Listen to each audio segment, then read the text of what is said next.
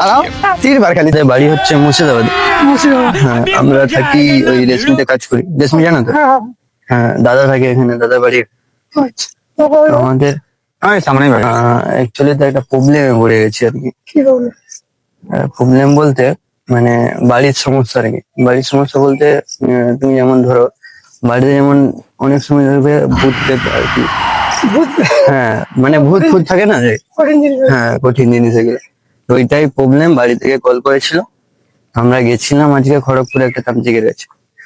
তান্ত্রিকটা বললো এরা বয়স্ক দাদু ফাদু দেখে তাকে একটা জিনিস খালি মাথায় 3 বার ঘোরাতে হবে, আর কিছু করতে হবে না আর কি।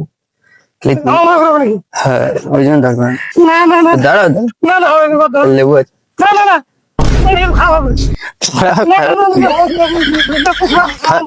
খারাপ কিছু না, দাঁড়াও, 3 বার খালি।